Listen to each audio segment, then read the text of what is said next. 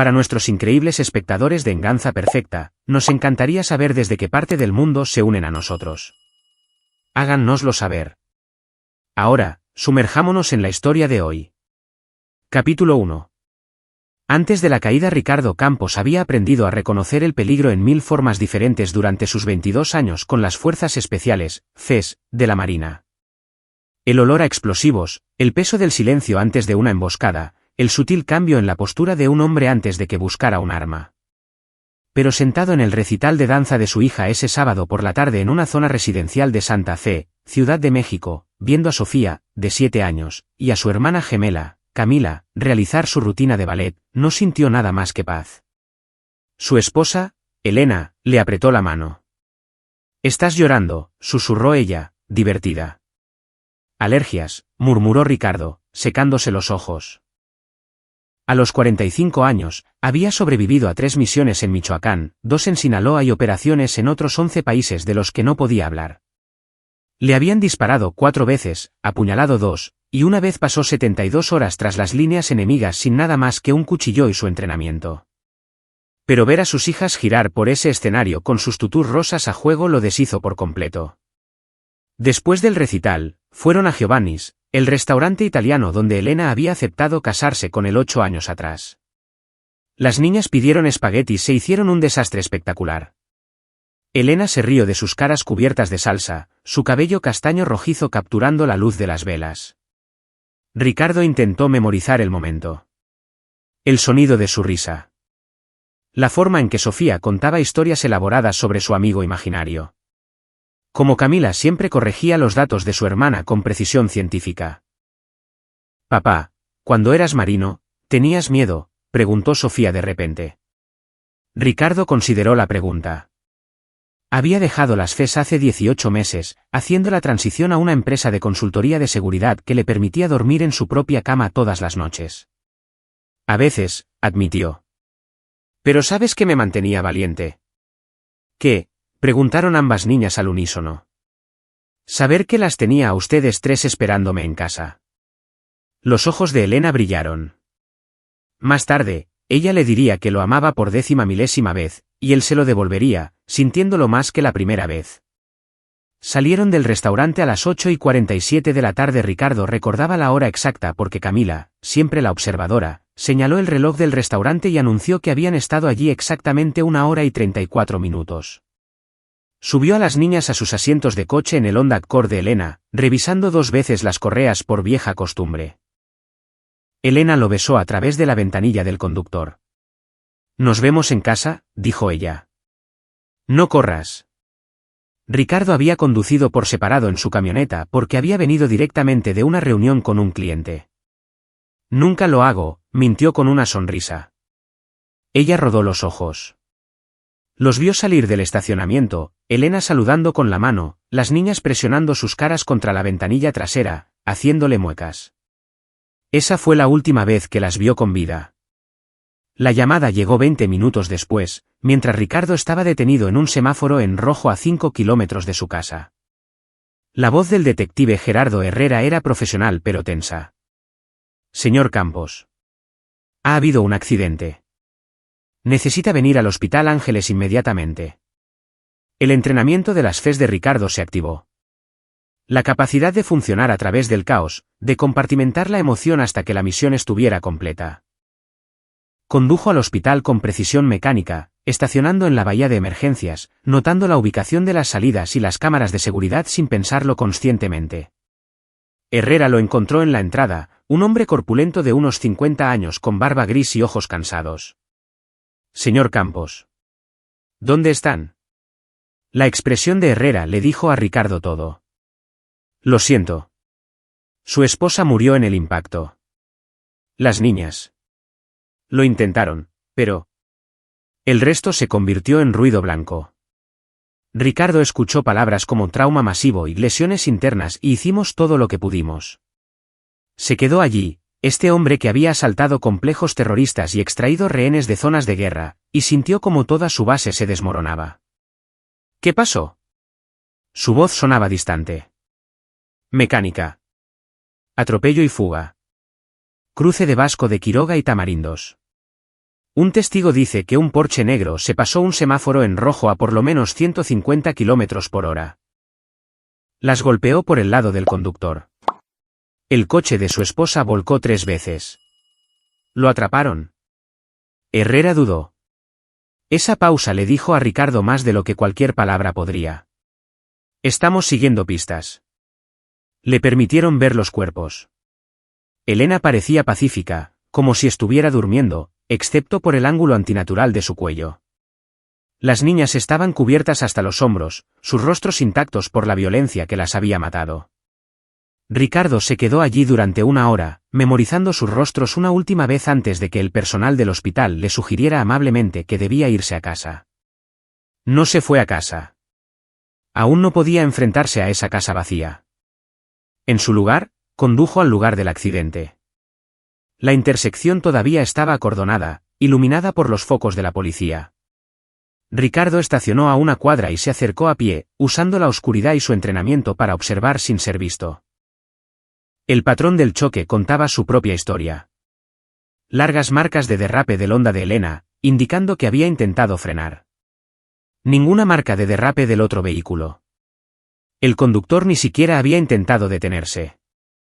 Escombros de vidrio y metal esparcidos por 45 metros de asfalto. Una muesca en la barrera de hormigón donde el Porsche la había rozado después del impacto. Ricardo fotografió todo con su teléfono, sus manos firmes a pesar de la rabia que se acumulaba en su pecho como una olla a presión. Encontró un trozo de transferencia de pintura negra en la barrera y lo raspó cuidadosamente en una bolsa de pruebas que guardaba en su camioneta por viejas costumbres. A las 3 de la madrugada, finalmente se fue a casa.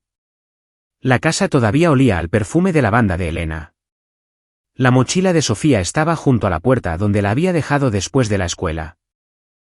El proyecto de ciencias de Camila, un modelo del sistema solar, colgaba del techo de la sala de estar. Ricardo se sentó en la oscuridad y se permitió romperse. Había visto morir a hombres en combate, buenos hombres, amigos. Pero esto era diferente. Esto era aleatorio, sin sentido. Su familia había sido asesinada por un conductor imprudente que probablemente estaba borracho o drogado o simplemente era demasiado importante para preocuparse por las leyes de tránsito. Lloró hasta el amanecer, sollozos desgarradores y profundos que provenían de un lugar primario y crudo. Luego, mientras la luz del sol se colaba por las ventanas, Ricardo Campos, esposo, padre, exoperador de las FES, se hizo una promesa. Quienquiera que hubiera hecho esto, pagaría por ello. Capítulo 2. El precio de la corrupción. El funeral fue un borrón de ropa negra y condolencias vacías. Vinieron los antiguos compañeros de equipo de las FES de Ricardo. Óscar Hernández, Rodrigo Rocco Gil, Santiago Morales, hombres que le confiaban sus vidas y viceversa. Se quedaron como centinelas silenciosos al fondo de la iglesia, entendiendo que algunas heridas eran demasiado profundas para las palabras. El suegro de Ricardo, César Gutiérrez, un infante de marina retirado, le agarró el hombro. Encuentra a quien hizo esto, hijo. Encuéntralos. 3 días después del funeral, el detective Herrera llamó. ¿Puede venir a la comisaría? Necesitamos hablar. Ricardo encontró a Herrera en una oficina estrecha que olía a café rancio y a derrota. El detective parecía no haber dormido desde el accidente. Identificamos el vehículo, dijo Herrera sin preámbulos. Porsche 911 GT3 negro, registrado a nombre de Carlos Curi. La mente militar de Ricardo inmediatamente catalogó el nombre. Carlos Curi, magnate inmobiliario multimillonario, propietario de Industrias Curi, con un patrimonio neto estimado de más de 80.000 millones de pesos. Sus proyectos de desarrollo salpicaban todo el país. Había estado en la portada de Expansión 2 veces. ¿Dónde está él? Ese es el problema. Herrera sacó una petaca del cajón de su escritorio y bebió un largo trago. No era Carlos quien conducía.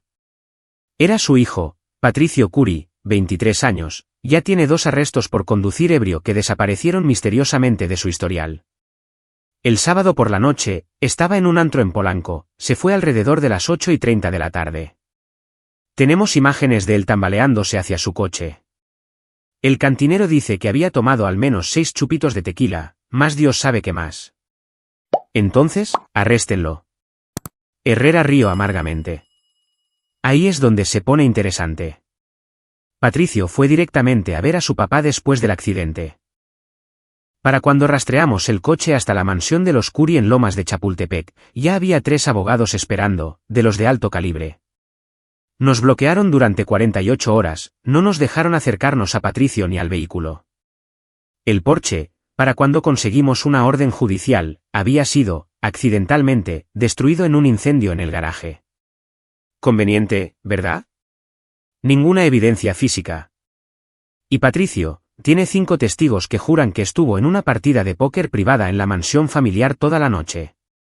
Todos empleados de Industrias Curi, todos con memorias sospechosamente detalladas de la hora exacta en que Patricio llegó, lo que vestía, lo que comió. Ricardo sintió que el hielo se extendía por sus venas. ¿El testimonio de los testigos de la intersección? Una pareja de ancianos lo vio todo desde su balcón. Identificaron la foto de Patricio en una rueda de reconocimiento sin dudarlo. El problema es que el anciano tiene cataratas, y la defensa los destrozará en el estrado. Y el cantinero del antro, de repente no recuerda haber servido a nadie llamado Patricio Curi. Su memoria se volvió muy borrosa después de que Carlos Curi hiciera una donación sustancial a una organización benéfica que dirige la hija del cantinero. Así que no tenemos nada. Tenemos suficiente para que yo sepa que Patricio Curi asesinó a su familia y que su padre lo está encubriendo, pero suficiente para que el procurador lo procese. Herrera negó con la cabeza. La Procuraduría recibió una llamada de la oficina del jefe de gobierno. Carlos Curi juega al golf con el jefe de gobierno. El mensaje fue claro. Tengan mucho cuidado antes de ir tras un miembro de la familia Curi. Ricardo se levantó lentamente. ¿Qué está diciendo, detective? Estoy diciendo que el sistema está roto, señor Campos. La voz de Herrera se quebró. He sido policía durante 27 años. He visto mucha _, pero esto es lo peor, y no hay nada que pueda hacer al respecto. Hay algo que puede hacer. Deme todo lo que tiene. Cada declaración de testigo, cada foto, cada pieza de evidencia. Herrera lo estudió durante un largo momento. Podría perder mi placa. Mi esposa y mis hijas están muertas porque un niño rico mimado conducía borracho y su padre tiene suficiente dinero para hacerlo desaparecer. ¿Realmente va a permitir eso? Herrera se levantó, caminó hacia su archivador y sacó una carpeta gruesa. La dejó sobre el escritorio entre ellos. Nunca estuve aquí. Nunca vio esto. Entendido. Ricardo tomó la carpeta. ¿Qué más? Extraoficialmente, Carlos Curi le pagó al procurador 20 millones de pesos como contribución de campaña hace 3 días.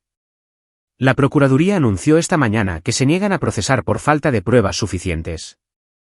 Saldrá en los periódicos mañana. 20 millones de pesos por las vidas de mi familia. Lo siento, señor Campos. De verdad. Si hubiera algo más que pudiera hacer. ¿Ha hecho suficiente? Ricardo se dirigió a la puerta y luego se detuvo. Detective, cuando esto termine, tal vez quiera olvidar que alguna vez tuvimos esta conversación. La expresión de Herrera era sombría. Ya lo he olvidado. Ricardo pasó la semana siguiente en su sótano, rodeado de documentos. El archivo que Herrera le había dado pintaba un cuadro claro. Patricio Curi era un caso de libro de texto de afluenza, un sociópata mimado y con derecho que nunca había enfrentado consecuencias por nada en sus 23 años. A los 16, destrozó el Mercedes de su madre mientras lo conducía sin permiso. Carlos lo clasificó como un robo. A los 18, había agredido a un compañero de clase en la universidad. La víctima retiró los cargos después de recibir un acuerdo no revelado. Los 2 arrestos por conducir ebrio que Herrera mencionó simplemente habían desaparecido del sistema después de que los abogados de Carlos hicieran su magia. Pero Ricardo investigó más a fondo. Pidió favores de sus días en las FES, hombres que ahora trabajaban en agencias de inteligencia, empresas de seguridad privada, lugares que tenían acceso a información que nunca llegaba a los informes oficiales. Surgió la imagen de un joven que se creía intocable porque siempre lo había sido. Luego, Ricardo se centró en Carlos Curi. El padre era más inteligente que el hijo, más cuidadoso. Había construido su imperio a través de una combinación de perspicacia empresarial legítima y una explotación despiadada de los vacíos legales. Donaba generosamente a campañas políticas, formaba parte de juntas directivas de prestigiosas organizaciones benéficas y había invertido en múltiples asociaciones de beneficencia policial. La exesposa de Carlos, la madre de Patricio, había muerto 6 años atrás por una sobredosis de medicamentos recetados, oficialmente dictaminada como accidental, pero Ricardo encontró una demanda sellada de antes de su muerte que alegaba abuso doméstico. Esa demanda había desaparecido después de un acuerdo. El patrón era claro. Carlos Curi era un hombre que creía que su riqueza lo ponía por encima de la ley, y había criado a su hijo para que creyera lo mismo. El teléfono de Ricardo sonó. Era Rodrigo Rocco Gil, uno de sus antiguos compañeros de equipo de las FES. «Jefe, tengo lo que pediste», dijo Rocco. Carlos Curi posee un yate de 55 metros llamado el Titán. Lo tiene en el Mar de Cortés, principalmente anclado frente a Los Cabos. Según mi fuente, Patricio fue allí justo después del accidente. Carlos voló 2 días después. ¿Seguridad? Un contratista militar privado llamado Soluciones Centinela. 28 guardias, todos ex-fuerzas especiales de varios países. No son guardias de centro comercial, Ricardo. Son de los de verdad. ¿Equipamiento? El yate lo tiene todo. Radar, comunicaciones encriptadas, habitación del pánico. Carlos está paranoico con los intentos de secuestro. Aparentemente, todo el sistema está diseñado para ser impenetrable. Ricardo sonrió sin humor. Nada es impenetrable. Ricardo, hombre, sé lo que estás pensando. No hagas esto. Déjame hacer algunas llamadas. Podemos encontrar otra manera. No hay otra manera, Rocco. El sistema falló. Herrera me lanzó el archivo y básicamente dijo que no procesarán. Carlos Curi pagó 20 millones de pesos para hacer desaparecer el asesinato de mi familia. Silencio en la línea. Luego, ¿qué necesitas? Capítulo 3. La preparación del cazador Ricardo Campos pasó las siguientes 3 semanas transformándose de un esposo afligido en un arma. Siempre había mantenido su condición física, incluso después de dejar las FES, pero ahora intensificó su entrenamiento durante horas al día en su gimnasio en casa, llevando su cuerpo al límite. A los 45 años, no era tan rápido como a los 25, pero era más inteligente, más controlado, más peligroso. Liquidó sus activos en silencio. La casa salió al mercado a un precio que se vendería rápidamente. Su camioneta, los bonos de ahorro, las joyas de Elena, todo excepto unas pocas fotografías. Necesitaría fondos operativos, y esta misión requeriría recursos. Rodrigo Rocco Gil llegó un martes por la noche con 2 bolsas de lona. Esto es todo lo que pudimos reunir sin levantar sospechas, dijo, abriendo las cremalleras de las bolsas en la mesa de la cocina de Ricardo. Pero necesitas entender algo. Si haces esto, no hay vuelta atrás. Serás un fugitivo internacional. La Interpol, la FGR, el CNI, todos te buscarán. Lo sé. La bolsa contenía pasaportes falsos, tarjetas de crédito con nombres falsos e información de contacto de personas que operaban en las zonas grises de la ley. Rocco también había traído inteligencia detallada sobre las rutas típicas y los protocolos de seguridad del Titán. Normalmente ancla frente a Cabo San Lucas, explicó Rocco, extendiendo fotos satelitales. Pero una vez al mes, Carlos lo lleva a aguas internacionales para reuniones de negocios. No quiere que nadie lo escuche. Esa es tu ventana. Cuando están fuera de la jurisdicción de cualquier nación. Rotación de guardias. 12 de servicio en todo momento, 12 de descanso. Son profesionales, Ricardo, mercenarios, ex-gafes, ex-caiviles. Soluciones Centinela no contrata aficionados. Ricardo estudió las fotos. El yate era una fortaleza flotante, 3 cubiertas, helipuerto, probablemente suficiente poder de fuego a bordo para iniciar una pequeña guerra. ¿Cuál es la rutina de Patricio? Por lo que dice mi fuente, la mayor parte del tiempo está borracho o drogado. Hace fiestas, trae chicas a bordo. Carlos lo mantiene en el yate específicamente para evitar más desastres publicitarios. El chico es un lastre, Pero Carlos parece no poder aceptar que su niño de oro es un psicópata. ¿Y el viejo? Carlos dirige su imperio desde la oficina del yate. Llamadas de conferencia, reuniones por vídeo. Tiene una instalación satelital que cuesta más que las casas de la mayoría de la gente. El tipo nunca deja de trabajar. Ricardo asintió lentamente. Necesitaré acercarme. No puedo hacer esto desde la distancia. Rocco sacó otra carpeta. Lo imaginé. Hay una entrega de carga programada para dentro de 2 semanas cuando atraquen en La Paz. Soluciones Centinela utiliza una empresa local llamada Servicios Marítimos del Pacífico para las provisiones. Puedo conseguirte un puesto como uno de sus repartidores. ¿Y entonces? Entonces estás por tu cuenta. Rocco lo miró a los ojos. Ricardo, te conozco desde hace 15 años. He servido contigo en lugares de los que no podemos hablar. Eres el mejor operador que he visto. Pero esto es diferente. Esto es personal. Lo personal te vuelve descuidado. Lo personal me motiva. También te vuelve imprudente. 28 guardias entrenados, Ricardo. Incluso para ti, eso es un suicidio. Ricardo sacó una fotografía de su cartera. Elena, Sofía y Camila en la playa el verano pasado. Las 3 reían, con arena en el pelo, pura alegría capturada en un solo momento. Ellas no tuvieron elección.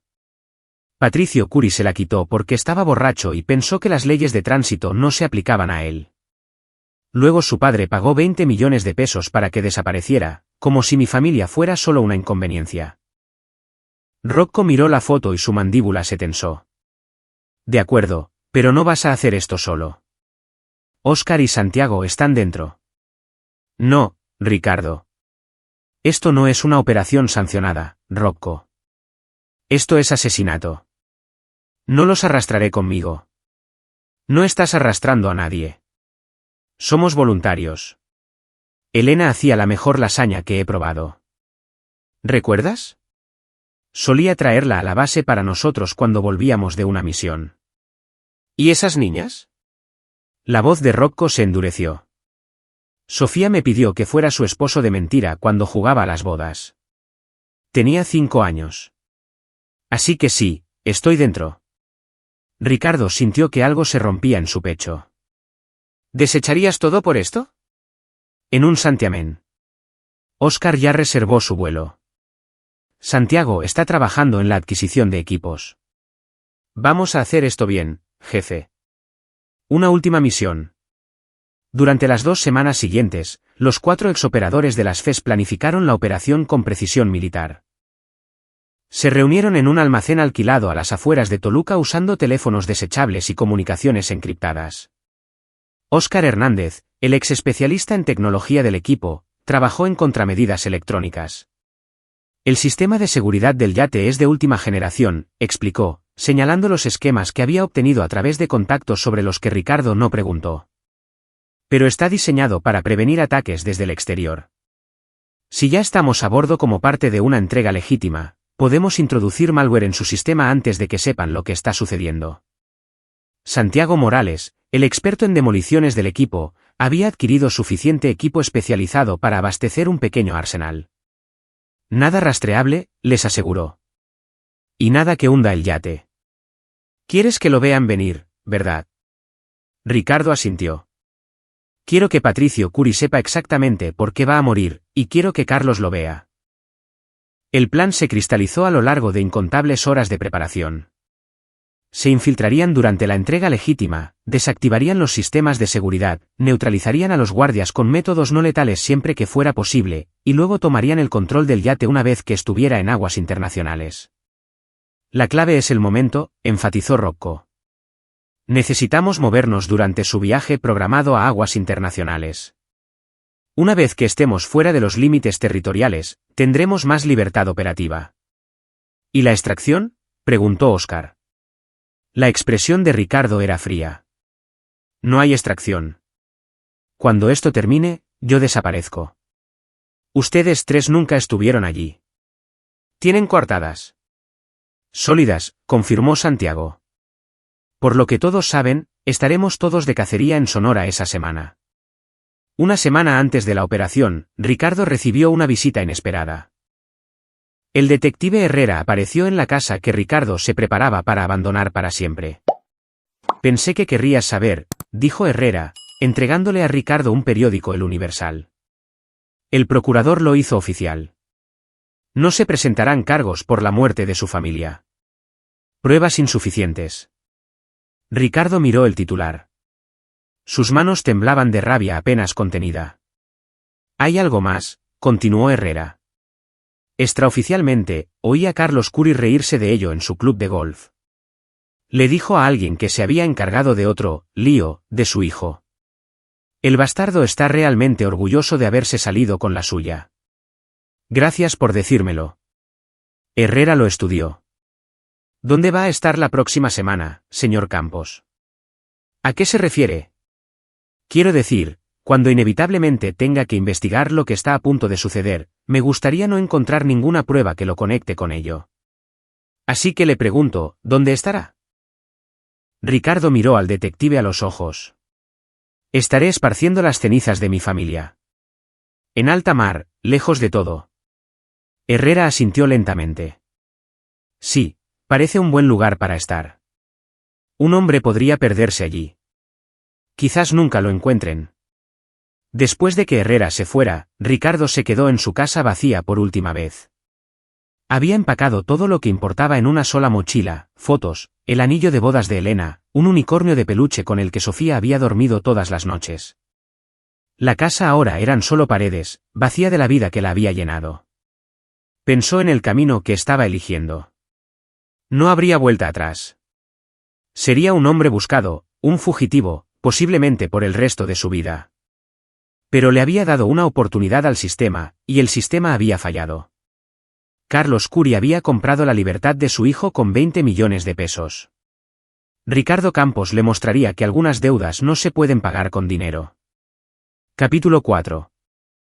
La trampa del Pacífico. Ricardo estaba en la cubierta del barco de suministros mientras se acercaba al Titán, sintiendo el peso de los documentos falsos en su bolsillo. Se había teñido el pelo de gris, se había dejado crecer la barba y había adoptado la postura encorvada de un hombre desgastado por años de trabajo manual. Para el observador casual, era solo otro repartidor llamado Benjamín Herrera, transportando cajas de comida y vino de primera calidad para gente rica y mimada. Rocco, Óscar y Santiago estaban posicionados en diferentes puntos del puerto de La Paz, listos para proporcionar apoyo si era necesario. Pero el plan requería que Ricardo entrara solo primero. Un hombre despertaba menos sospechas que 4. El yate era aún más impresionante de cerca. Un casco blanco reluciente, 3 niveles de cubierta distintos, ventanas tintadas que probablemente costaban más que la casa demolida de Ricardo. Guardias armados con equipo táctico patrullaban las cubiertas superiores con precisión militar. No eran guerreros de fin de semana jugando a disfrazarse. Sus movimientos, su posicionamiento, su constante comunicación por radio, todo profesional. Un guardia con acento norteño hizo señas al barco de suministros para que se acercara. ¿Documentos? Ricardo entregó el manifiesto de entrega y la identificación de trabajo falsificados. El guardia lo examinó todo con una minuciosidad que sugería que ya lo había hecho antes. Detrás de él, otro guardia mantenía una mano cerca de su pistola enfundada. «Eres nuevo», observó el guardia. «El hijo de Pedro se enfermó», respondió Ricardo en un tono neutro, usando la historia de coartada que Rocco había establecido. «Me llamaron a última hora. Solo intento pagar la renta, ya sabes». El guardia gruñó y escaneó el código de barras del manifiesto con un dispositivo de mano. Ricardo pudo ver el sistema de seguridad del yate haciendo pin al dispositivo de escaneo. Protocolo estándar, buscando cualquier cosa inusual. Las credenciales falsas de Óscar resistieron. Lleva las cajas a la cocina. Permanece solo en las áreas autorizadas. Estaremos observando. Ricardo asintió y comenzó a subir las cajas a la plataforma de embarque del yate. Cada caja contenía legítimamente alimentos y suministros, pero escondido en el fondo de una, disfrazado como equipo de monitoreo de temperatura, estaba el dispositivo de guerra electrónica diseñado a medida por Óscar. La cocina estaba en la cubierta inferior, y Ricardo cartografió cuidadosamente el interior mientras trabajaba, puestos de guardia en puntos estratégicos, cámaras de seguridad cada 10 metros, sensores de movimiento en los pasillos que conducían a los camarotes privados. El arquitecto del yate había diseñado este lugar para ser seguro. En su tercer viaje, Ricardo pasó junto a un joven tumbado en una tumbona cerca de la piscina. Patricio Curi era exactamente lo que Ricardo había esperado. Pelo decolorado por el sol, gafas de sol caras, tatuajes que probablemente costaron miles de pesos y la expresión de embobamiento de alguien que había estado bebiendo durante el día. Dos mujeres en bikini holgazaneaban cerca, probablemente acompañantes pagadas. Ricardo sintió una oleada de rabia. Este era el hombre que había matado a su familia, que había conducido a 150 km por hora borracho a través de una intersección residencial y ni siquiera se había detenido para ver lo que había destruido, que ahora holgazaneaba sin una preocupación en el mundo porque el dinero de papá había hecho desaparecer todas las consecuencias. ¿Qué miras, viejo?, gritó Patricio, sus palabras ligeramente arrastradas. Ricardo se obligó a apartar la vista sumisamente. Nada, señor. Lo siento, señor. Sí, así es. Vuelve al trabajo, se rió Patricio y se giró hacia una de las mujeres. Esta gente de reparto siempre mira como si nunca hubieran visto cosas bonitas. Ricardo continuó hacia la cocina, con las manos firmes a pesar de la furia que ardía en su pecho.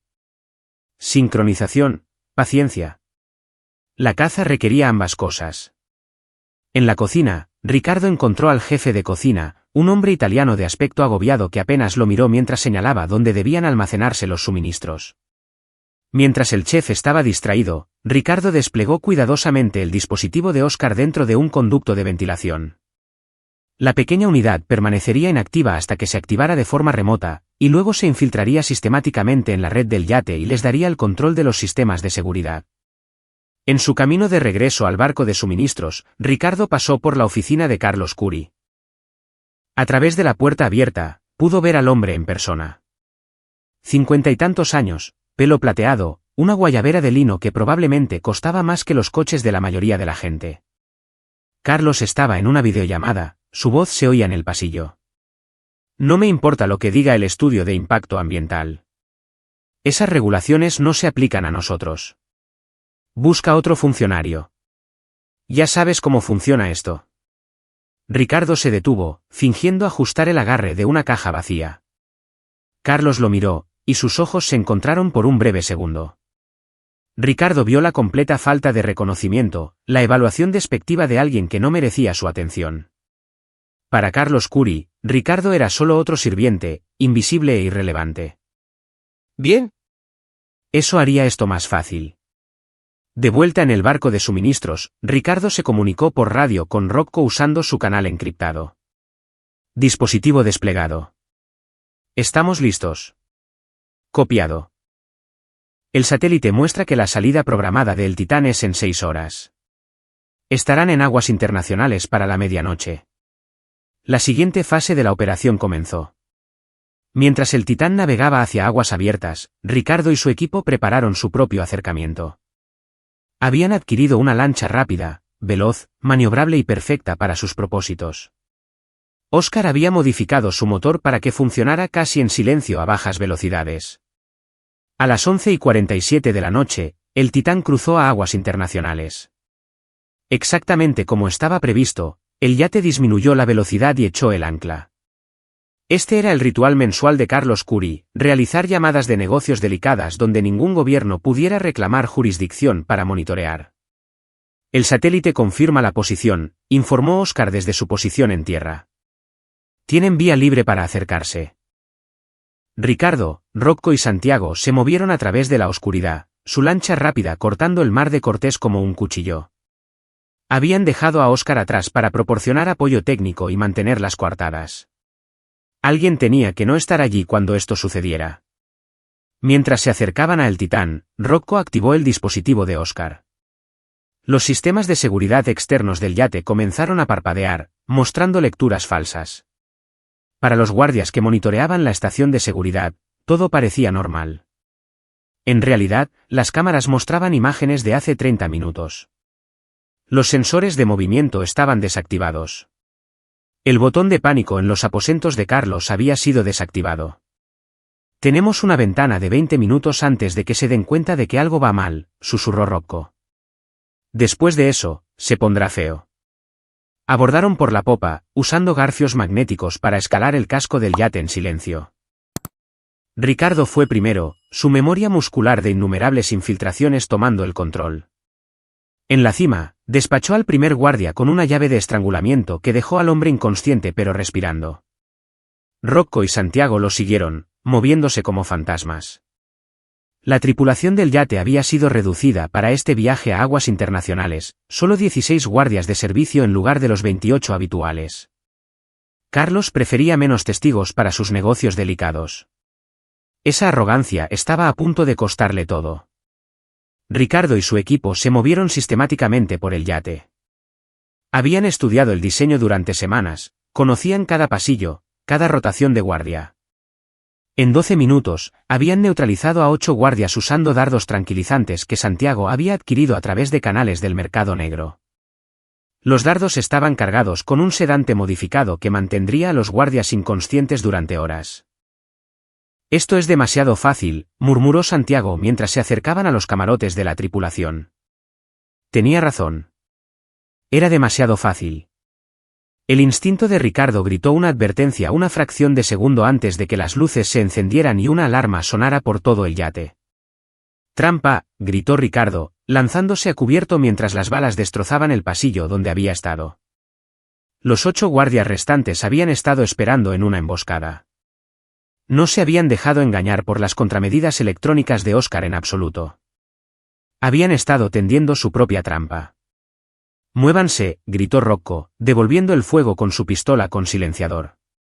El yate estalló en caos. La operación cuidadosamente planeada de Ricardo acababa de convertirse en un tiroteo. Capítulo 5. La cuenta final. Ricardo rodó detrás de una columna de mármol mientras las balas se incrustaban en costosas obras de arte. Su mente corría, recalibrando. La emboscada significaba que alguien había anticipado un ataque. ¿Pero cómo? Su equipo había sido meticuloso, no había dejado rastro.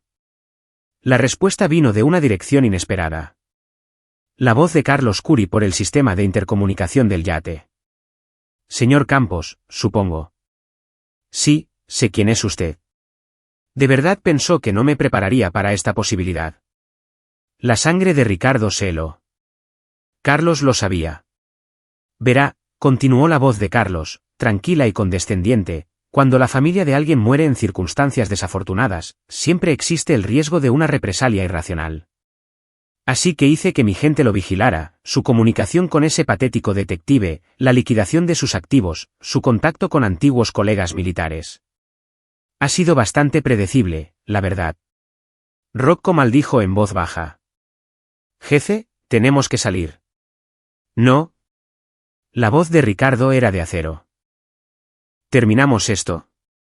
Santiago lanzó una granada aturdidora al doblar la esquina. La explosión les compró preciosos segundos para avanzar por el pasillo. 2 guardias cayeron por los dardos tranquilizantes, pero los otros habían tomado posiciones defensivas en una galería lateral. «Están superados en número y en maniobras», se burló la voz de Carlos. «Tengo 8 operativos altamente entrenados y ustedes, ¿qué tienen?» «Dolor y rabia». «Esas son armas pobres contra profesionales». Ricardo estudió el diseño del yate en su mente. La voz de Carlos provenía del puente, el centro de mando del yate en la cubierta superior. Patricio probablemente estaría en sus aposentos en la segunda cubierta, quizás acobardado o demasiado borracho para entender lo que estaba sucediendo.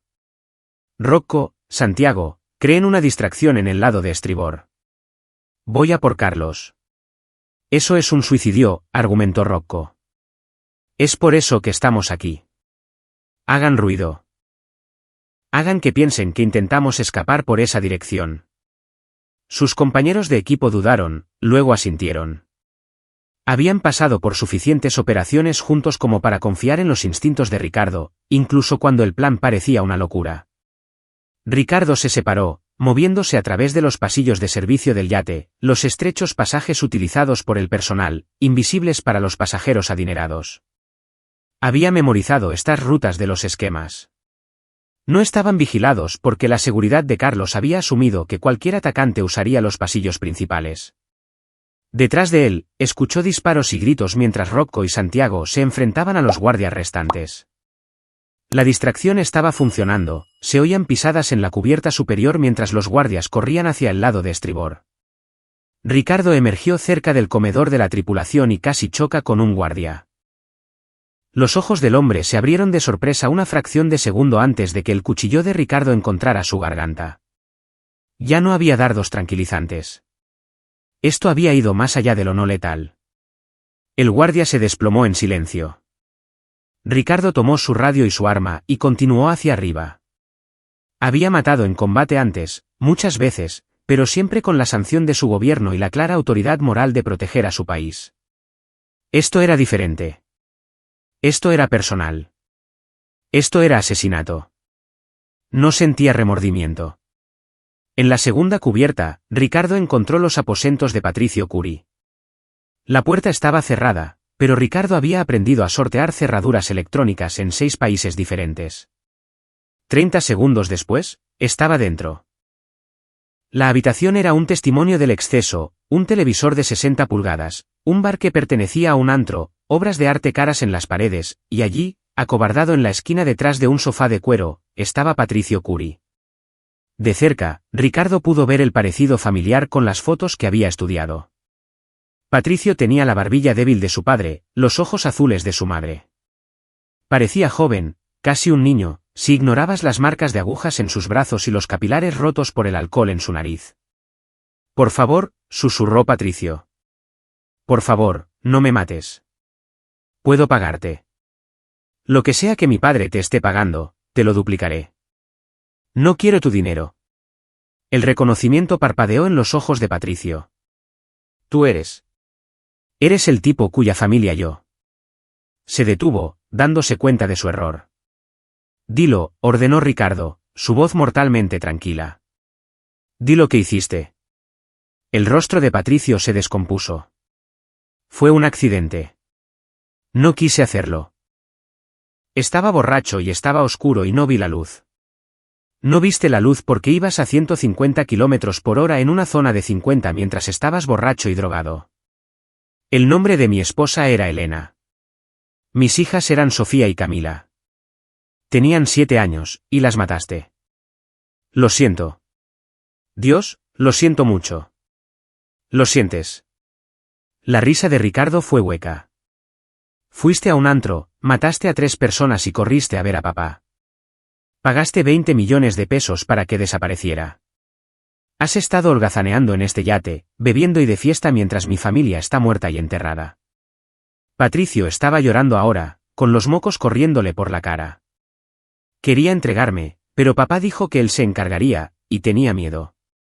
Deberías tener miedo, pero no de mí. Todavía no. Ricardo le ató las manos a Patricio con una brida y lo amordazó con una corbata de diseñador. Vas a ver lo que le pasa a tu padre. Luego discutiremos lo que te pasa a ti. Lo arrastró fuera del camarote y hacia el puente. Los sonidos de la lucha habían cesado. O Rocco y Santiago habían ganado, o estaban muertos. Ricardo se enfrentaría a esa realidad cuando tuviera que hacerlo. Al puente se accedía a través de una puerta reforzada, una medida de seguridad contra piratas o secuestradores. Ricardo colocó una carga hueca en la cerradura, una técnica que Santiago le había enseñado años atrás. La explosión fue controlada, quirúrgica, volando el mecanismo de la cerradura sin dañar a nadie dentro. Ricardo abrió la puerta de una patada y entró en el puente, arrastrando a Patricio detrás de él. Carlos Curi estaba de pie tranquilamente al timón, con una pistola en la mano.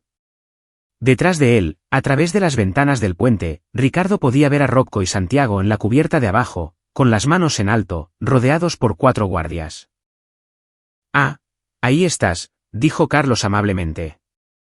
Me preguntaba cuánto tardarías. Eres mejor de lo que esperaba. Te lo concedo. 7 de mis guardias caídos antes de que llegaras al puente. Impresionante. Déjalos ir. ¿Por qué haría eso? Son cómplices de un ataque a mi barco. Estoy en mi pleno derecho de defenderme. La sonrisa de Carlos era fría. De hecho, ya he llamado a la Guardia Costera Mexicana. Estarán aquí en 30 minutos. Todos serán arrestados y extraditados para enfrentar cargos de terrorismo. Pasarán el resto de sus vidas en prisión. Ricardo levantó su arma, apuntando al pecho de Carlos. No lo creo.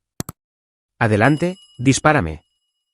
Mis guardias ejecutarán inmediatamente a tus amigos. ¿Es eso lo que quieres? 3 muertes más en tu conciencia.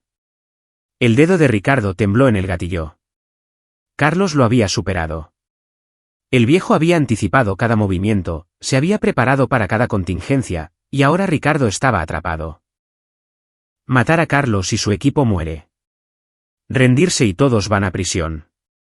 Verás, señor Campos, esto es lo que separa a gente como tú de gente como yo, dijo Carlos con arrogancia. Tú piensas en términos de honor, justicia y venganza. Yo pienso en términos de ajedrez. Siempre voy 3 jugadas por delante.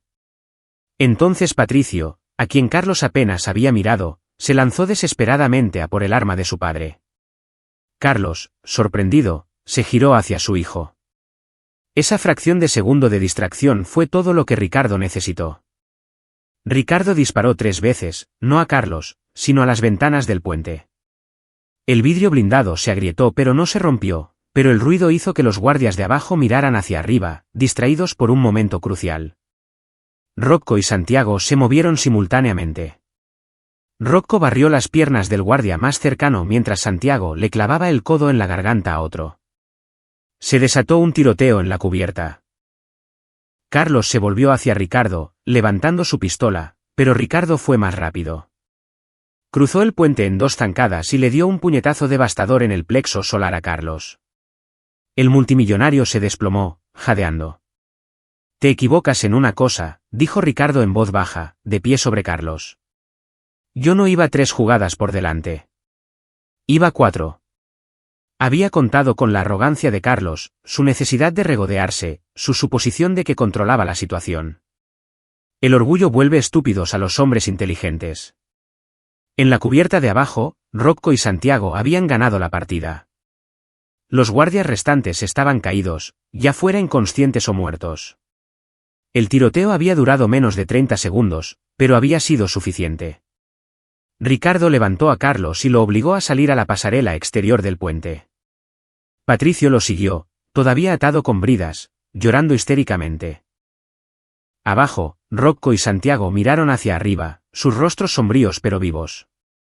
Querías ir 3 jugadas por delante, le dijo Ricardo a Carlos. Aquí está la 4ª jugada. Vas a confesar todo. El soborno al procurador, la intimidación de testigos, todo. Carlos rió amargamente. ¿Y si no lo hago? Entonces mato a tu hijo justo delante de ti. Y luego te mato a ti. Tu imperio, tu legado, todo lo que has construido, muere aquí esta noche. Estás fanfarroneando. No eres un asesino. Ricardo presionó su pistola contra la cabeza de Patricio. Pruébame. Por primera vez, un miedo real parpadeó en los ojos de Carlos Curi. Vio la verdad allí. Ricardo Campos no estaba fanfarroneando. Había perdido todo lo que importaba. No le quedaba nada que perder y ninguna línea que no cruzar. Está bien, susurró Carlos. Está bien, ¿qué quieres que diga? Capítulo 6. La confesión empieza con lo que le pagaste al procurador, ordenó Ricardo, sosteniendo un teléfono para grabar. El viento del Pacífico azotaba la pasarela del puente, trayendo el olor a sal del mar. El rostro de Carlos Curi se había puesto pálido, pero sus ojos seguían calculando. Te das cuenta de que esta confesión será inadmisible en un tribunal, obtenida bajo coacción. Ricardo presionó la pistola con más fuerza contra la sien de Patricio. El joven gimió. No me importa el tribunal. Esto es para que el mundo lo escuche. Empieza a hablar. La mandíbula de Carlos se tensó, pero comenzó. Le pagué al procurador Víctor Monreal 20 millones de pesos en lo que se documentó como una contribución de campaña. El pago se hizo a condición de que su oficina se negara a procesar a mi hijo por el incidente en la carretera federal. ¿Di cuál fue el incidente? La colisión vehicular que resultó en 3 muertes. Sus nombres. Los ojos de Carlos brillaron de ira, pero obedeció. Elena Campos y sus hijas, Sofía y Camila Campos. ¿Y tu hijo conducía? Sí. Patricio conducía mi Porsche. Había estado bebiendo en un antro en Polanco. Su nivel de alcohol en sangre, tomado en privado por nuestro médico de familia 2 horas después del incidente, era de 19, muy por encima del límite legal. Patricio sollozaba ahora, todo su cuerpo temblaba. Ricardo no sintió ninguna simpatía. ¿Continúa? Después de la colisión, Patricio me llamó inmediatamente. Le di instrucciones para que regresara a nuestra mansión. Luego contacté a nuestro equipo legal e implementé los protocolos que habíamos establecido para la gestión de crisis. Destruiste pruebas. El vehículo fue eliminado, sí. Los testigos fueron intimidados. Carlos dudó. Ricardo amartilló la pistola con un clic audible. El cantinero del antro en Polanco recibió 1 millón de pesos para olvidar que sirvió a Patricio esa noche. Se animó a la pareja de ancianos que presenció la colisión a dudar de sus recuerdos por diversos medios. ¿Qué medios? Sus nietos trabajan para empresas con las que tengo relaciones financieras. Se les hizo saber que contradecir la coartada de mi hijo podría resultar en dificultades profesionales para los miembros de su familia. La voz de Carlos era plana, clínica, como si describiera una transacción comercial. Rocco subió a la pasarela del puente, con el rostro duro. Jefe, la Guardia Costera Mexicana está a 20 minutos. Tenemos que movernos. Ricardo asintió pero no bajó el teléfono. Una cosa más. ¿Por qué? ¿Por qué qué? Preguntó Carlos. ¿Por qué protegerlo? Eres un hombre inteligente. Sabías que lo que hizo tu hijo fue monstruoso. ¿Por qué no dejar que la justicia siguiera su curso? Por primera vez, algo humano parpadeó en el rostro de Carlos. Es mi hijo. Mi único hijo. Su madre murió hace 6 años. Ya la perdí a ella. No podía perderlo a él también. Así que decidiste que la vida de 3 extraños no importaba. Decidí que la vida de mi hijo importaba más. Ricardo luchó contra el impulso de apretar el gatillo en ese mismo instante. En su lugar, agarró a Patricio y lo alejó de su padre. Tu turno. Dime exactamente lo que recuerdas de esa noche. Las palabras de Patricio salieron a borbotones, distorsionadas por las lágrimas y la mordaza que Ricardo había aflojado parcialmente. Estaba en el antro y había estado bebiendo chupitos de tequila. Tyler, mi amigo Tyler Morrison, me retó a una carrera con su Corvette de vuelta a las lomas. Así que tomé el Porsche de papá y volaba por la carretera. Debía ir a 150, quizás más. Y el semáforo estaba en amarillo, pero pensé que podría pasarlo. ¿Te pasaste un semáforo en rojo? Sí, me lo pasé. Y oí este choque y vi en mi espejo que había golpeado un coche, lo golpeé fuerte, y estaba volcando, y simplemente. Entré en pánico. Seguí conduciendo. Llamé a papá y me dijo que volviera a casa inmediatamente. Que no hablara con nadie. Que no me detuviera por nada. ¿Los viste? A la gente que golpeaste. Patricio negó violentamente con la cabeza. Solo vi el coche volcando en mi espejo. No sabía que había niños. Juro que no lo sabía. ¿Habría importado si lo hubieras sabido? La pregunta quedó en el aire. Patricio no pudo responder. Ricardo detuvo la grabación y la envió de forma inalámbrica a 3 cuentas de nube encriptadas separadas que Óscar había establecido. Copias al correo electrónico personal del detective Herrera. Copias a 5 importantes organizaciones de noticias. Copias a la línea de denuncias de la FGR. ¿Qué has hecho?, exigió Carlos. Le he dado al mundo la verdad. En 1 hora, esa grabación estará en todas partes. Tu dinero no puede suprimir esto. Tus abogados no pueden hacer que esto desaparezca. Es una prueba obtenida ilegalmente. Prueba para una nueva investigación. La FGR tendrá que responder a esto. E incluso si no se presentan cargos, todo el mundo sabrá lo que hiciste.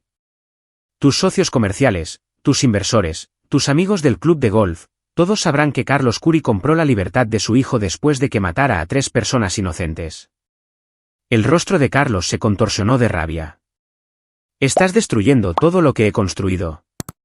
Bien. Deberías perderlo todo, igual que yo. Santiago apareció en la entrada del puente.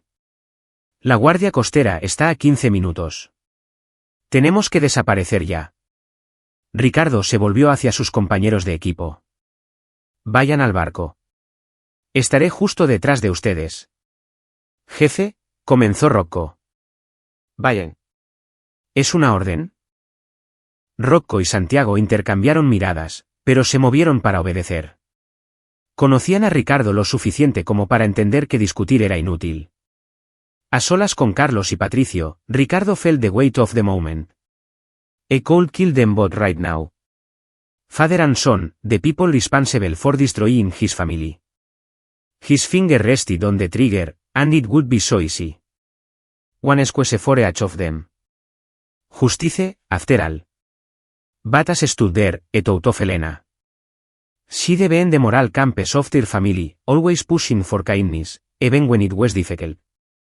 She thought that wins to forgive, to be better than their worst impulses. ¿Vas a dejarnos vivir?, preguntó Carlos, con incredulidad en su voz. No soy un asesino, pero tú sí lo eres. Mataste a mi esposa y a mis hijas con la misma seguridad que si hubieras estado conduciendo ese coche. Elegiste proteger a tu hijo en lugar de aceptar la responsabilidad. Esa elección tiene consecuencias. Ricardo agarró la radio del yate. Guardia Costera Mexicana. Aquí el Titán. Tenemos una situación que requiere atención inmediata. 2 individuos a bordo son responsables de un homicidio por atropello y fuga en la Ciudad de México. Se están transmitiendo pruebas a las autoridades mexicanas ahora. Tiró la radio a un lado y miró a Carlos por última vez. Querías ir 3 jugadas por delante. Aquí está tu jaque mate. Serás arrestado en 1 hora. Esa confesión, junto con los archivos del detective Herrera, forzará una nueva investigación. Quizás te libres con abogados caros. Quizás no. Pero de cualquier manera, el mundo sabe lo que hiciste. Ricardo se movió hacia la puerta del puente, luego se detuvo. Patricio, vas a ir a la cárcel. Quizás no hoy. Quizás no mañana, pero eventualmente. Esa es la verdadera justicia. Pasarás años mirando por encima del hombro, preguntándote cuándo caerá el próximo zapato. Perderás amigos, relaciones, oportunidades. Tu nombre será sinónimo de privilegio desmedido y negligencia asesina. Y Carlos, verás cómo tu precioso imperio se desmorona porque nadie quiere hacer negocios con un hombre que compra su salida de matar niños. Los dejó allí en el puente, un padre destrozado y su hijo cobarde, y se dirigió a donde Rocco y Santiago tenían la lancha rápida lista. Desaparecieron en la oscuridad del Pacífico justo cuando las luces de los barcos de la Guardia Costera Mexicana aparecieron en el horizonte. Capítulo 7. Las consecuencias. 3 semanas después, Ricardo Campos estaba sentado en un pequeño apartamento en San Miguel de Allende, Guanajuato, viendo Milenio Televisión en un portátil. Su pelo era ahora castaño oscuro, su barba completamente crecida, y llevaba gafas de montura de alambre. El pasaporte en su bolsillo decía que su nombre era Javier Pérez, un actuario jubilado de Monterrey. La pantalla mostraba a Carlos y Patricio Curi esposados siendo conducidos a un juzgado en la Ciudad de México. La grabación que apareció en las redes sociales hace 3 semanas, informó el presentador de noticias, ha llevado a una reapertura completa del caso. El procurador Víctor Monreal se ha recusado y está él mismo bajo investigación por corrupción. Se ha nombrado un fiscal especial. Las fuentes dicen que las pruebas contra los Curi son abrumadoras. Ricardo se permitió una pequeña sonrisa. El detective Herrera había hecho su parte a la perfección, descubriendo la grabación en los archivos originales del caso de Herrera de una manera que le daba una negación plausible. La FGR había incautado el Titán en aguas internacionales y encontrado a 8 guardias inconscientes, los que habían tranquilizado, y a Carlos y Patricio Curi balbuceando sobre un ataque. Pero sin pruebas de los atacantes y con una confesión grabada de homicidio vehicular, el foco se había desplazado por completo a los crímenes de los Curi. Su teléfono vibró. Un nuevo mensaje encriptado de Rocco. Las coartadas se mantuvieron. Estamos limpios. Cuídate, jefe. Ricardo tecleó un rápido «gracias» y borró el hilo de mensajes. Su equipo estaba a salvo. Eso era algo, al menos. Las noticias continuaron. En un desarrollo sorprendente, varios ex empleados de Industrias Curie han presentado acusaciones de manipulación de testigos, destrucción de pruebas y soborno que abarcan múltiples incidentes durante la última década. Lo que está surgiendo es un patrón de Carlos Curie usando su riqueza para colocarse a sí mismo y a su hijo por encima de la ley. Ricardo observó a Carlos Curie en las escaleras del juzgado, rodeado de abogados. Su rostro ya no era arrogante sino demacrado. Patricio estaba a su lado, pareciendo un niño asustado, lo que en muchos sentidos era, un niño que nunca se había visto obligado a crecer ni a enfrentar consecuencias. «Señor Curie, ¿tiene algún comentario para las familias a las que ha herido?», gritó un periodista. Carlos no respondió, pero sus ojos, esos ojos fríos y calculadores, encontraron una cámara por un momento. Ricardo lo vio allí. La comprensión de que finalmente había conocido a alguien a quien no podía comprar, no podía intimidar, no podía superar.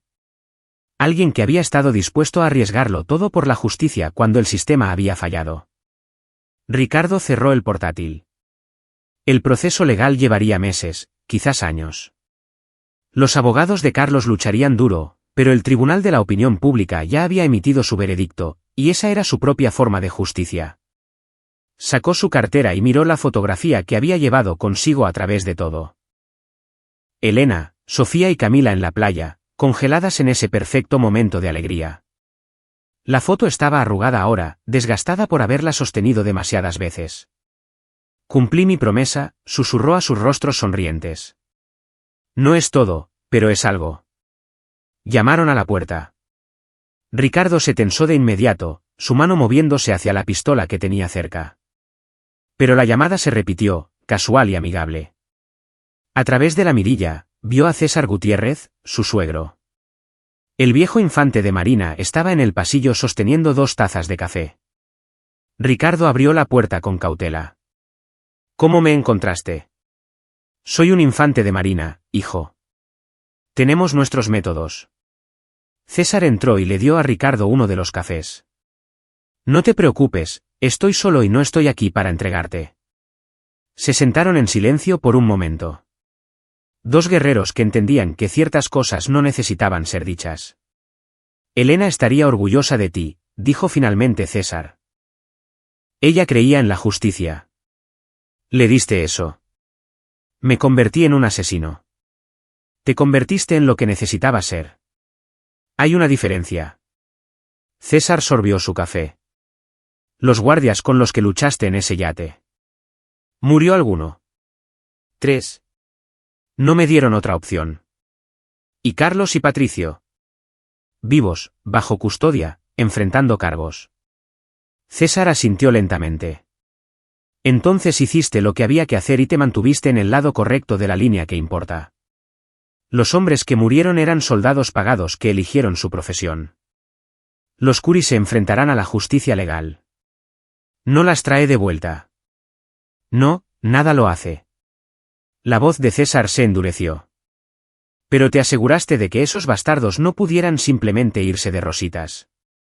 Te aseguraste de que Elena, Sofía y Camila no fueran solo nombres en un archivo que se enterró. El mundo entero sabe lo que pasó ahora. Eso importa. Ricardo sintió que algo se aflojaba en su pecho, una tensión que había estado cargando desde que esto comenzó. No se había dado cuenta de cuánto necesitaba a alguien que entendiera, alguien que no juzgara. «¿Qué pasa ahora?», preguntó César. «Desaparezco, cambio de nombre, me mudo cada pocos meses. Estoy en listas de vigilancia, pero si me mantengo inteligente, invisible». «Eso no es vivir, Ricardo». «No estoy seguro de saber cómo vivir más». César se levantó y puso una mano en el hombro de Ricardo. «Entonces lo averiguas, porque mi hija te amaba y esas niñas te adoraban. Su memoria merece algo mejor que tú convirtiéndote en un fantasma que acecha México». Después de que César se fuera, Ricardo se sentó durante mucho tiempo viendo la puesta de sol de San Miguel de Allende pintar el cielo de naranja y púrpura. Pensó en lo que significaba vivir ahora en esta nueva existencia donde su familia se había ido y su identidad era una ficción. Su portátil emitió un pitido con otra alerta de noticias. Patricio Curi había llegado a un acuerdo de culpabilidad, homicidio culposo, manipulación de pruebas, huida del lugar. 25 años de prisión con posibilidad de libertad condicional después de 15. Carlos Curi se negaba a cualquier acuerdo, confiado en que sus abogados podrían ganar un juicio. Ricardo sintió una sombría satisfacción. Patricio pasaría su juventud y mediana edad en prisión. Carlos gastaría su fortuna en honorarios legales, ganara o perdiera. Sus vidas, como las habían conocido, habían terminado. No era suficiente. Nunca sería suficiente. Pero era algo. Capítulo 8. El juicio 6 meses después, Ricardo veía el juicio de Carlos Curi desde un apartamento diferente en una ciudad diferente. Esta vez, Oaxaca. Se había dejado crecer un bigote, caminaba con una ligera cojera que había fabricado y hablaba con un acento que pasaba por local. El juicio se había convertido en una sensación mediática. El testimonio del acuerdo de culpabilidad de Patricio fue condenatorio. Describió en detalle cómo su padre había orquestado el encubrimiento, destruido pruebas y sobornado a funcionarios. El cantinero, a quien se le ofreció inmunidad, se derrumbó y confesó haber aceptado 1 millón de pesos. Los testigos ancianos, liberados de la intimidación, testificaron claramente sobre lo que habían visto. El procurador Víctor Monreal había renunciado en desgracia y enfrentaba sus propios cargos. El detective Gerardo Herrera había sido promovido discretamente y era aclamado como un héroe por su persistencia frente a una oposición poderosa. La grabación de Ricardo, a pesar de haber sido obtenida ilegalmente, había abierto las compuertas. No podía usarse directamente en el tribunal, pero había provocado una nueva investigación que descubrió pruebas legales de todo lo que Carlos había hecho.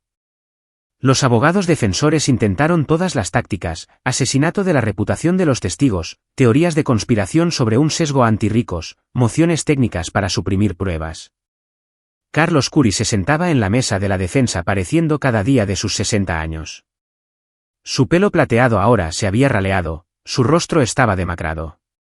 En el estrado de los testigos, Patricio Curi vestía un mono naranja y lloraba mientras describía la noche del accidente. Conducía demasiado rápido. Estaba borracho. Vi que el semáforo se ponía en rojo y pensé que podía pasarlo. Entonces oí este terrible choque y vi el coche de la señora Campos, dando vueltas en el aire. Lo vi dar 3 vueltas antes de aterrizar. ¿Qué hizo entonces?, preguntó el fiscal. Seguí conduciendo. Tenía miedo. Llamé a mi padre. Consideró detenerse para ayudar a las víctimas. La voz de Patricio era apenas audible. No, solo quería escapar. La sala del tribunal estaba en silencio, excepto por el sonido del llanto de Patricio. Ricardo lo observaba en su portátil, sin sentir nada. Este remordimiento era demasiado tardío, comprado solo por las consecuencias. El juicio duró 8 semanas. Ricardo siguió cada momento, moviéndose entre cibercafés y usando VPN para evitar ser detectado. Óscar le enviaba actualizaciones a través de canales encriptados. La FGR todavía buscaba a Javier Pérez y a otros 3 sospechosos en conexión con el incidente del yate, pero la investigación estaba fría. Sin la cooperación del propietario del yate, Carlos se negó a hablar de ello por consejo de su abogado, y con todas las pruebas físicas contaminadas por los propios crímenes de los Curi, había poco que seguir. El día del veredicto, Ricardo estaba sentado en un pequeño café en el Zócalo de Oaxaca, su portátil mostrando la transmisión en vivo desde el juzgado de la Ciudad de México. El jurado había deliberado durante 2 días. Sobre el cargo de cómplice después del hecho de homicidio culposo, ¿cómo lo encuentran? Culpable. Sobre el cargo de destrucción de pruebas. Culpable. ¿Sobre el cargo de manipulación de testigos? Culpable. Los cargos seguían llegando. Culpable. Culpable. Culpable. Al final, Carlos Curi había sido condenado por 17 cargos. El juez fijó la sentencia para 2 semanas después. Ricardo cerró su portátil y caminó por las calles coloniales de Oaxaca. Se encontró frente a la iglesia de Santo Domingo, viendo a los turistas tomar fotos, a los artistas callejeros vender sus artesanías y a los músicos tocar por monedas, y el mundo seguía girando como siempre. Su teléfono vibró, un mensaje de texto de un número desconocido, sentencia la próxima semana. ¿Herrera? Ricardo borró el mensaje pero sintió una extraña sensación de cierre acercándose. Esto lo había consumido durante casi un año. ¿Qué haría cuando finalmente terminara? La audiencia de sentencia se transmitió en vivo. Ricardo la vio desde un hostal en Mérida, Yucatán, esta vez. Siempre en movimiento, siempre con cuidado. La sala del tribunal estaba llena de víctimas de los diversos crímenes de Carlos Curi, personas que habían sido silenciadas o intimidadas a lo largo de los años y que finalmente tenían su día en el tribunal. La jueza, una mujer severa de unos 60 años, se dirigió a Carlos directamente. Señor Curi, ha mostrado un patrón de comportamiento que demuestra un completo desprecio por la ley. Usó su riqueza e influencia para colocarse a sí mismo y a su hijo por encima de la justicia. Corrompió a funcionarios, destruyó pruebas e intimidó a testigos. Más gravemente, hizo todo esto después de que su hijo matara a 3 personas inocentes con su comportamiento imprudente. Carlos se mantuvo erguido, desafiante incluso ahora. Su señoría, estaba protegiendo a mi familia. Estaba protegiendo a un asesino de las consecuencias. Hay una diferencia. La voz de la jueza era fría. Carlos Curi, por la presente lo sentencio a 25 años en una prisión federal sin posibilidad de libertad condicional. Además, ordeno la confiscación de activos para pagar la restitución a sus víctimas. 25 años. Carlos tenía 62. Tendría 87 si cumpliera la sentencia completa. Si es que sobrevivía. Su imperio sería desmantelado para pagar la restitución. El nombre Curi sería sinónimo de corrupción y asesinato. Ricardo sintió algo que no había sentido desde que esto comenzó. ¿Paz? No felicidad, nunca volvería a ser verdaderamente feliz, pero paz. La muerte de su familia no había sido olvidada ni enterrada bajo dinero. La justicia, imperfecta y tardía, se había cumplido. Esa noche, Ricardo caminó por el paseo de Montejo en Mérida, pensando en los muros y lo que había más allá de ellos. Durante meses, había vivido detrás de sus propios muros, identidades falsas, vigilancia constante, la barrera entre quién era y quién pretendía ser. Su teléfono sonó. La línea encriptada de Oscar. ¿Viste la sentencia?, preguntó Oscar. Sí. Hemos estado monitoreando. La FGR está cerrando la investigación del yate. Sin pistas, sin pruebas, sin cooperación de los Curi. ¿Estás limpio, jefe? Todos estamos limpios. Ricardo asimiló esto. ¿Y ustedes 3? ¿Cómo están? Bien. Rocco se casó el mes pasado. Santiago abrió un taller de motocicletas en Valle de Bravo. Yo enseño seguridad informática en el TEC de Monterrey. Oscar hizo una pausa. Hicimos lo correcto, jefe. Sé que no fue limpio ni legal, pero fue lo correcto. Lo sé. Después de colgar, Ricardo tomó una decisión. Caminó hasta una pequeña iglesia que había notado días antes y entró. No era particularmente religioso, su capellán de las Fes solía bromear diciendo que Ricardo creía más en el entrenamiento y la preparación que en Dios, pero necesitaba un lugar tranquilo para pensar. En la iglesia vacía, Ricardo sacó la fotografía de Elena, Sofía y Camila. La imagen gastada mostraba a 3 personas que había amado más que a su propia vida. 3 personas cuyas muertes casi lo habían destruido, pero que finalmente lo empujaron a hacer algo imposible. Se acabó, susurró a sus rostros. Carlos recibió 25 años. Patricio ya está cumpliendo 15. El procurador renunció. Todo el sistema que les falló fue expuesto. Sé que no los trae de vuelta, y sé que no lo arregla, pero es algo. Se sentó allí durante mucho tiempo, dejando que las lágrimas cayeran por primera vez desde que había comenzado esta misión. Se había mantenido duro y concentrado durante meses, un arma apuntando a un objetivo. Ahora el objetivo estaba neutralizado, y finalmente podía llorar adecuadamente. Cuando salió de la iglesia, la noche había caído sobre Mérida. Ricardo caminó sin un destino particular, simplemente moviéndose por la ciudad como un fantasma. Pero no era un fantasma. Estaba vivo, y su familia querría que siguiera así. Capítulo 9. El precio de la justicia. Un año después del juicio, Ricardo Campos estaba en un cementerio en Vancouver, Canadá, bajo un nombre que había llevado tanto tiempo que casi se sentía real. Bruno Herrera, decía el pasaporte, un consultor de seguridad que se había mudado a Canadá por trabajo. El cementerio estaba tranquilo, cubierto de hojas frescas de otoño. Ricardo llevaba 3 ramos, rosas para Elena, margaritas para Sofía, girasoles para Camila. Había hecho trasladar sus cuerpos aquí, a este lugar pacífico, lejos de la Ciudad de México, lejos de la vida que había sido destruida. Se arrodilló y arregló las flores con cuidado en cada tumba. Las lápidas eran simples, elegantes, diciendo solo sus nombres y fechas. Ricardo había memorizado cada letra, cada número. Siento no haber visitado, dijo en voz baja. He estado ocupándome de cosas, pero ya está hecho. Carlos está en prisión. Patricio está en prisión. La gente que les falló fue expuesta. Me aseguré de que el mundo supiera lo que me quitaron.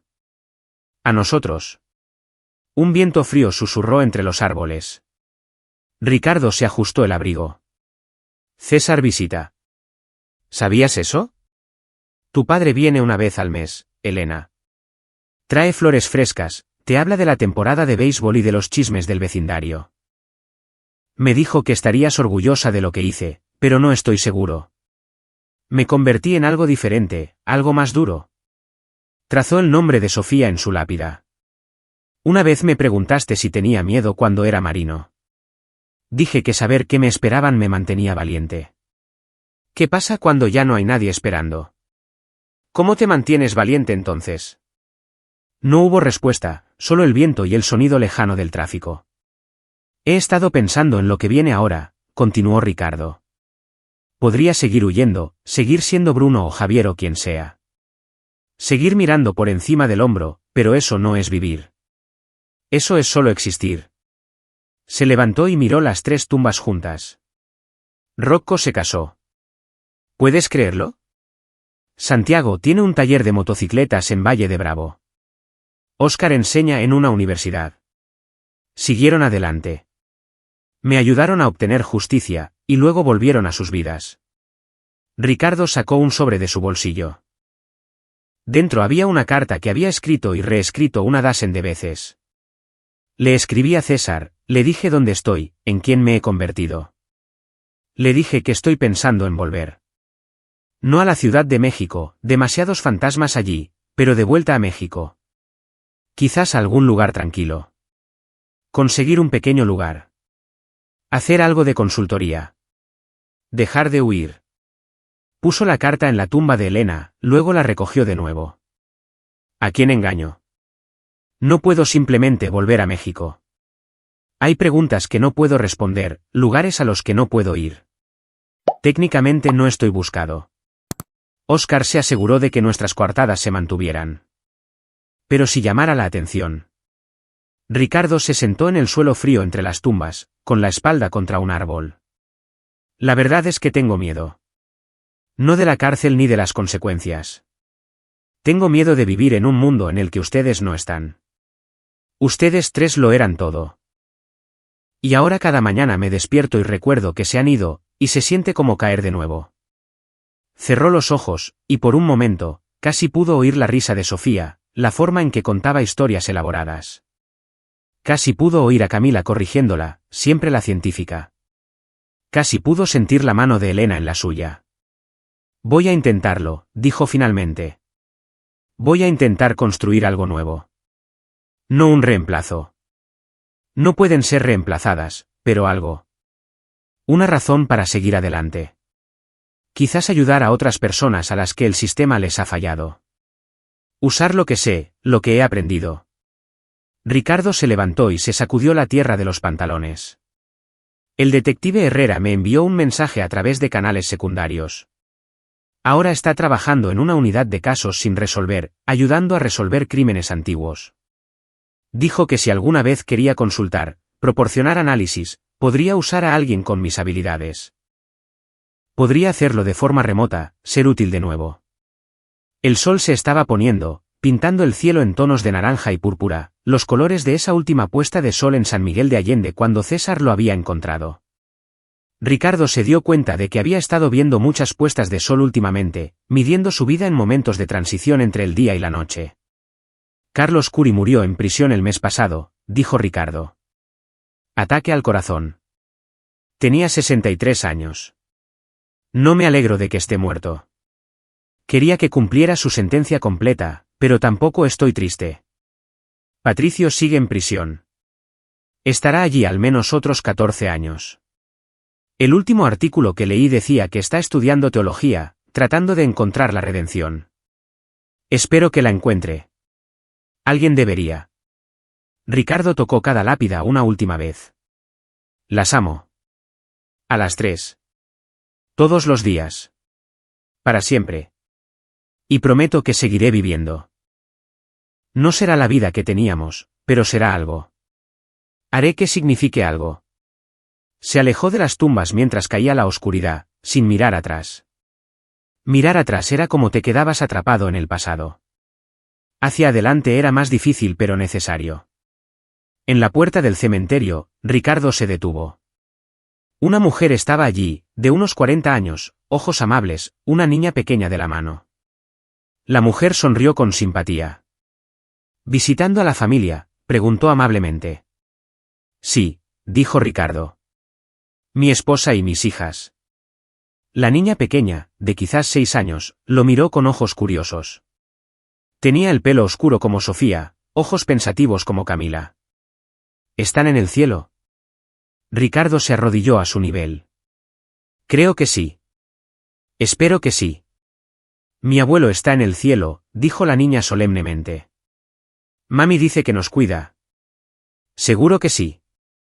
La mujer le dio a Ricardo una mirada compasiva que decía que entendía el dolor, que lo había sentido ella misma. Se vuelve más fácil. No mejor, pero más fácil. Después de que se fueran, Ricardo se quedó en la puerta durante un largo momento. La amabilidad de una extraña, la fe inocente de una niña. Quizás todavía había bondad en el mundo que valía la pena proteger. Su teléfono vibró. Un mensaje de Herrera. Caso sin resolver en Chihuahua. Sospechoso huyó a Europa. Me vendría bien tu visión sobre patrones de comportamiento. Ricardo miró hacia atrás una última vez al cementerio donde descansaba su familia. Luego hacia adelante, a la calle más allá de la puerta. Detrás había amor, pérdida y memoria. Adelante había incertidumbre, riesgo y posibilidad. Respondió, envíame el archivo. 3 meses después, Ricardo, ahora permanentemente Bruno Herrera, con ciudadanía canadiense legítima que Oscar había adquirido de alguna manera, estaba sentado en una pequeña cabaña a las afueras de Whistler. La nieve cubría las montañas visibles desde su ventana, y un fuego de leña crepitaba en la chimenea. Su portátil mostraba 3 casos abiertos en los que estaba consultando para la unidad de Herrera. El trabajo era meticuloso, analítico, usando su entrenamiento militar para rastrear patrones y predecir comportamientos. No eran las fes, y no era venganza, pero era justicia. Justicia silenciosa para personas a las que el sistema les había fallado. En la pared sobre su escritorio, Ricardo había colgado 3 fotografías. Elena el día de su boda. Sofía y Camila en su último recital de danza. Las 3 en la playa, riendo bajo el sol. Mírenme, dijo Ricardo a sus imágenes, todavía luchando, solo que con enemigos diferentes ahora. Su teléfono sonó. Un número desconocido, lo que generalmente significaba Herrera con un caso delicado o spam. Ricardo respondió con cautela. Señor Herrera, soy Juana Peterson. Llamo de la Red por los Derechos de la Infancia en México, Redim. El detective Herrera sugirió que podría ayudarnos con un caso. Ricardo se enderezó. ¿Qué tipo de caso? Tenemos una niña de 7 años que desapareció de un parque en Jalisco hace 6 semanas. La policía local cree que todavía está viva, posiblemente secuestrada por su padre sin custodia que tiene vínculos con grupos de supervivencia en Canadá. Estamos tratando de predecir a dónde podría ir. Y el detective Herrera dijo que tiene experiencia rastreando a personas que no quieren ser encontradas. 7 años, la misma edad que tenían sus hijas. Envíeme todo lo que tenga, dijo Ricardo. Empezaré de inmediato. Después de colgar, Ricardo miró la foto de Sofía y Camila. No puedo salvarlas a ustedes, pero quizás pueda salvar a las hijas de otra persona. Trabajó toda la noche, analizando patrones y construyendo perfiles. Al amanecer, había identificado 3 posibles ubicaciones en las montañas rocosas canadienses donde un supervivencialista podría esconderse. Envió su análisis a Herrera y a Redim. 2 días después, Herrera llamó. La encontraron. Sana y salva. Tus predicciones fueron acertadas. El padre está bajo custodia.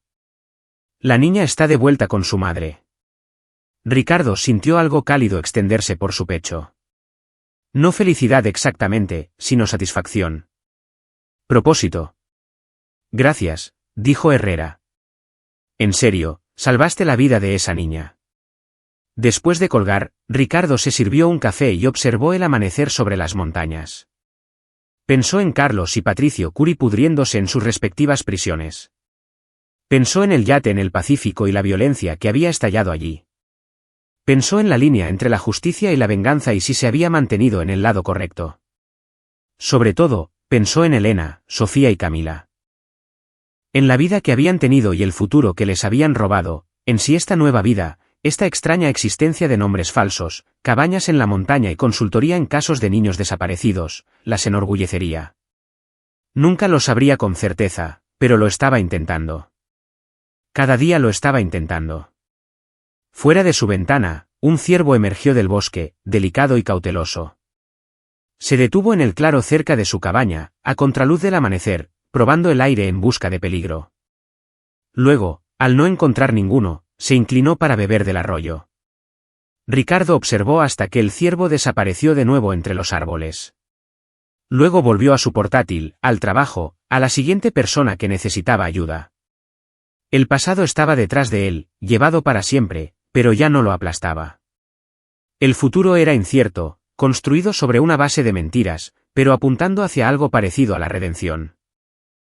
Y en el presente, en esta cabaña en las montañas rocosas canadienses, donde nadie sabía su verdadero nombre, Ricardo Campos encontró algo que había pensado que había perdido para siempre, una razón para seguir adelante.